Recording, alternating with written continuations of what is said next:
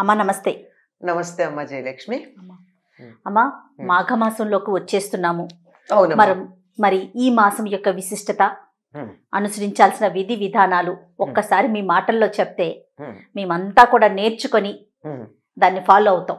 అమ్మా, ప్రతి నెలకి కూడా అంటే చాంద్రమానాన్ని అనుసరించి మనం నెల లెక్క కట్టుకుంటాం కనుక ఆ పేరు ఎలా వస్తుందంటే, పూర్ణిమ నాడు చంద్రుడు ఏ నక్షత్రం సమీపంలో ఉంటే ఆ దానికి అటు 15 రోజులు ఇటు 15 రోజులు ఆ పేరు వస్తుంది. ఏ మాసం గురించి చెప్పుకున్నా మనం చెప్పుకునేటటువంటి మాట. అందులో మఖ నక్షత్రానికి సమీపంలో ఉండేటటువంటి పూర్ణిమ ఏదైతే ఉందో చంద్రుడు, అటువంటి నెలకి మాఘమాసం అని పేరు. అంటే మఖ అనేది మఘగా కూడా మనకు అక్కడక్కడ కనిపించే అవకాశం ఉంది. అందువల్ల మఖా నక్షత్రానికి ప్రాధాన్యం. మఖా నక్షత్రంలో సూర్యుడు ఉచ్చ స్థితిలో ఉంటాడు ఆ సమయంలో. అవునమ్మా. అలాగే సరిగ్గా ఈ మాసం ఎప్పుడు వస్తుంది అంటే ఉత్తరాయణ పుణ్యకాలం ప్రారంభమైనప్పుడు వస్తుంది. మకర సంక్రాంతి తర్వాత వస్తుంది. అంచేత సూర్యుడు ఉత్తరాయణానికి బయలుదేరుతూ ఉచ్చ స్థితిలో ఉన్నటువంటి, అంటే తీక్ష్ణంగా భయపెట్టే స్థితి కాదు, ఉండదు. ఆయనకు ఉండవలసిన శక్తి అంతా అధికంగా ఉంటే మనకి బాధ కలిగించేది కదా. బాధ కలిగించేది కాక మనకు అనుకూలంగా ఉండే ఉచ్చ స్థితిలో ఉండేటటువంటిది ఈ మాఘమాసంలో. అలాగే మకర మాసం సౌరమానాన్ని అనుసరించి ఈ రెండు దరిదాపుల్లో కలిసే ఉంటాయి. అందువల్ల ఈ నెల చాలా గొప్ప ప్రాధాన్యం కలిగింది. దేనికి అంటే సూర్యుడు ఆత్మకారకుడు అని చెప్తాం. ఆత్మకారకుడైనటువంటి సూర్యుడు ఉచ్చ స్థితిలో ఉండే మఖా నక్షత్రంలో చంద్రుడు ఉన్నప్పుడు మనసు కూడా చక్కనైనటువంటి పద్ధతిలో ఉంటుంది అని దీన్ని మనం అర్థం చెప్పుకోవాల్సి ఉంటుంది. అందువల్ల ఇక్కడి నుంచి ఏది చేసినా బాగుంటుంది.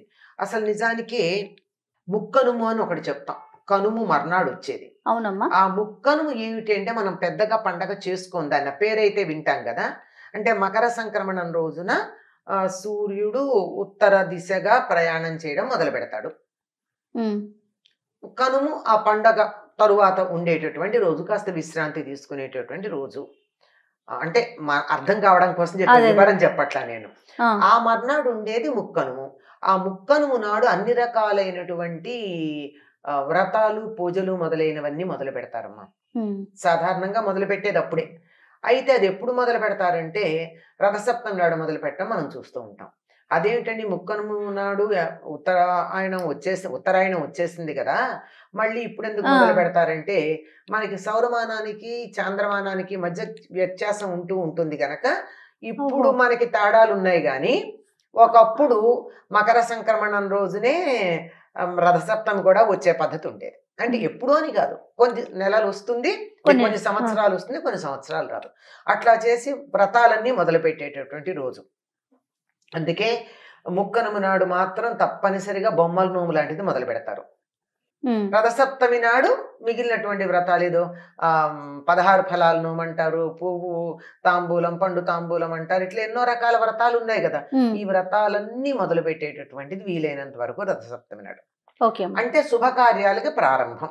మఖాది పంచకం అని ఒక మాట ఉంది.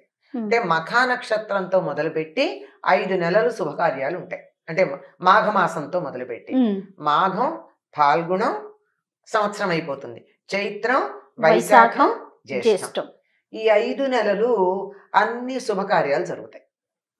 అన్నిటికీ ముహూర్తాలు ఉంటాయి. మళ్ళీ ఆషాఢం వచ్చిందంటే శూన్యమాసం. అక్కడి నుంచి 5 నెలలు అయిన తర్వాత మళ్ళీ పుష్యమాసం వచ్చిందంటే శూన్యమాసం. ఇటు పుష్యమాసం, ఇటు ఆషాఢ మాసం శూన్యమాసాలై అటు 5 నెలలు, ఇటు 5 నెలలు ఉంటాయి. ఉత్తరాయణంలో ఉన్నటువంటి ఈ 5 నెలలు శుభకార్యాలకి ప్రసిద్ధి.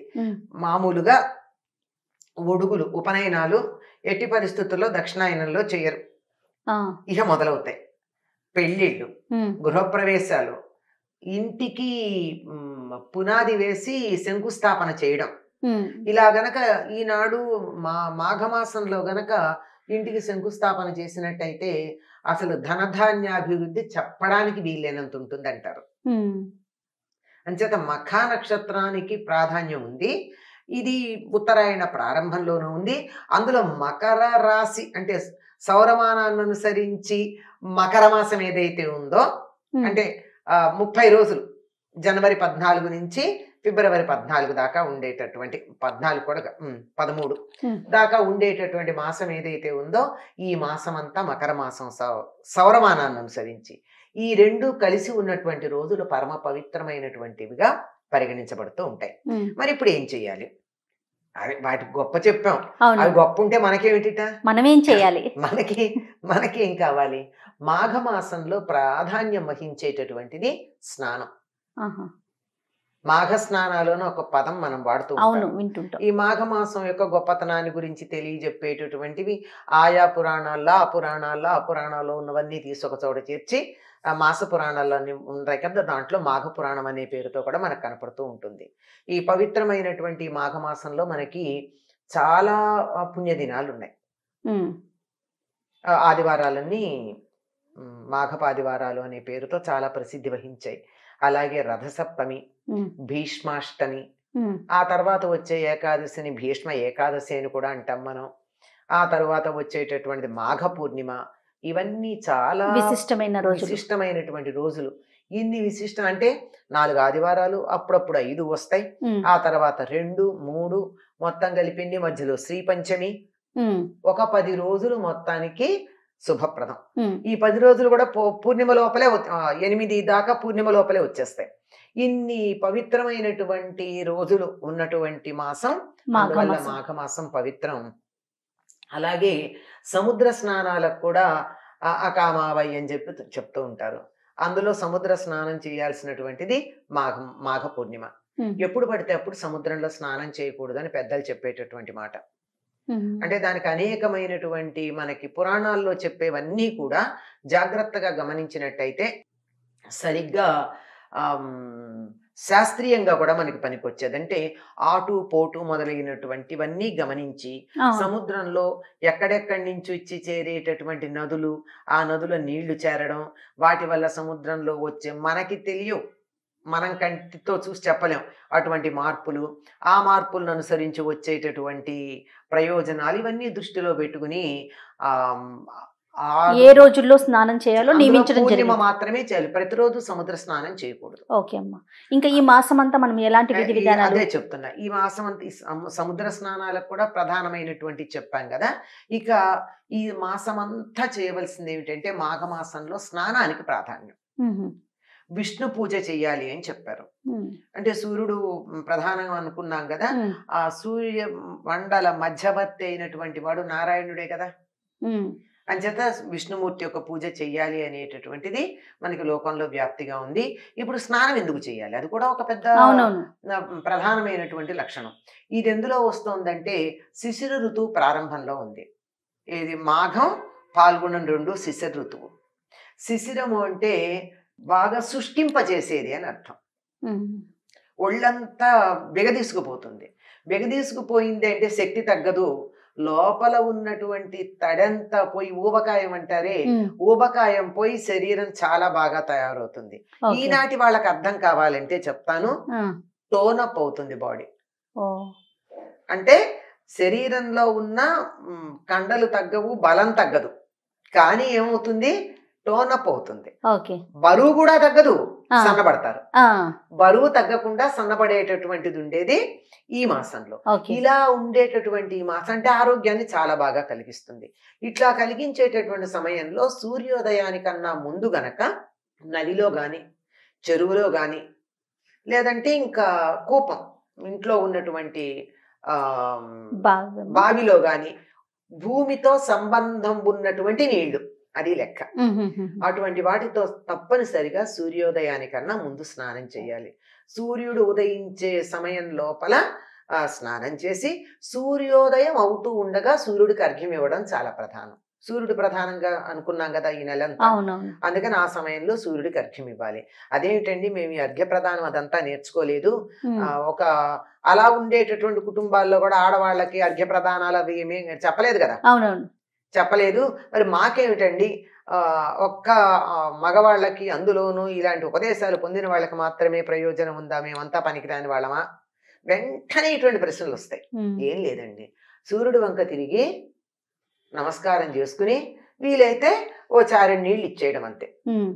అది ఇవ్వలేకపోయినా సూర్యుడు వంక చూసి నమస్కారం చేసుకున్నా చాలు. సూర్యోదయ సమయానికన్నా సరిగ్గా ముందు, మరీ కార్తీక మాసంలో లాగా 3:30-4కి చేయక్కర్లా. ఇప్పుడు కొంచెం ముందు, ఒక జాము ముందు స్నానం చేసేసి ఆ సూర్యోదయ సమయానికి సూర్యుడి వైపు తిరిగి నమస్కారం చేసుకున్నట్టయితే చాలా ఫలితం ఉంటుందని, ఈ నెలలో దానాలు చేస్తే కూడా చాలా మంచిది అంటారు. ఇది ఎప్పుడు ఉండేది, అందులో ఈ నెలలో మరీ మంచిదిగా చెప్తారు. ఇటు కార్తీక మాసంలో చేస్తే మీరు చూడండి, మళ్ళీ మార్గశిర మాసంలో ఎక్కడ దానాల గురించి చెప్పాల, వద్దన్నా చేస్తారు అప్పుడు. ఎందుకంటే పంటలు ఉంటాయి కదా, మనకి సంక్రాంతి నెలబట్టినప్పుడు పంటలు ఉంటాయి, వద్దన్నా చేస్తూ ఉంటారు. ఇప్పుడు చేయడం ప్రధానంగా చెప్తారమ్మా. ఓపిక ఉన్న వాళ్ళు మాఘపురాణం కూడా చదువుకోవచ్చు. మాఘపురాణం అనేది ప్రత్యేకంగా కాదు, అన్ని పురాణాల్లోనూ మాఘమాసం యొక్క ఘనతను గురించి చెప్పేటటువంటివన్నీ క్రోడీకరించి చెప్పినటువంటిది. ఇది పంటలు చేతికి వచ్చి ఉంటాయి, ప్రకృతి అంతా ఇప్పుడే చిగుళ్ళు వస్తూ ఉంటాయి, పూలు అవి ఎక్కువ చిగురిస్తూ ఉంటుంది, ఆకులు రాలిపోతూ ఉంటాయి, చిగుళ్ళు వస్తూ ఉంటాయి. రాబోయే వసంతాన్ని ధరించినటువంటి గర్భవతి అయిన స్త్రీలాగా ప్రకృతి అంతా కనపడుతూ ఉంటుంది. ఎంత బాగా వర్ణించారమ్మా. అంటే చెట్టు మోడుగా ఉంటుంది, ఆకులు రాలి, కానీ మోడు అయిందంటే ఎలా ఉంది, గర్భవతి అయిన స్త్రీలా ఉంటుంది. రేపు పొద్దున దాని నుంచి చిగుళ్ళు, పూలు, పళ్ళు అన్ని వచ్చేస్తాయి. ఆ విధంగా ఉండి అక్కడక్కడ మామిడి చెట్లన్నీ చిగుళ్ళు వస్తాయి, ముందే వచ్చేస్తాయి అమ్మా. వసంత ఋతువుకి ఎక్కువ ఉంటాయి, పూత అది వస్తుంది, చిగుళ్ళు రావడం మొదలు పెడుతూ ఉంటాయి, మామిడి మొదలైనవి. కోకిలలు సిద్ధపడుతూ ఉంటాయి, ఏమేమి ఇంకా కూతలు కుయ్యాలి, మేము తినాలి, పుట్టింటికి వెళ్ళాలి అని. అది రాబోయే వసంతానికి ఇది స్వాగతం చెప్పేటటువంటి సింహద్వారంలా ఉంటుంది అని మాఘమాసం గురించి చెప్తారు. నిజంగా చలి వెనకబడుతుంది, ఎండలు తీవ్రంగా ఉండవు, నులివెచ్చగా ఉండి ఆహ్లాదకరంగా ఉంటుంది. ఈ సమయంలో ఏది చేసినా బాగుంటుంది. ఎండలు బాగా ఉన్నాయనుకోండి, కాసేపు జపం చేయగానే చెమట పట్టేస్తుంది, చెమట పట్టేసి నీరసం వచ్చేస్తుంది, శరీరంలో ఉన్న శక్తి అంతా కారిపోతుంది. ఇప్పుడు అట్లా కాదు, శీతాకాలం ఏమో చలేసిలో ముడుచుకుపోతాం, అది ఉండదు. ఉండకుండా ఎంత చేసినా శరీరంలో ఉన్న శక్తి హరించదు, అట్లా అని ఇబ్బంది పెట్టదు. చాలా అనుకూలమైన కాలం కనుక దీన్ని చాలా చక్కగా సాధనలు మొదలు పెట్టుకోవడానికి పనికొచ్చాయి. తప్పకుండా.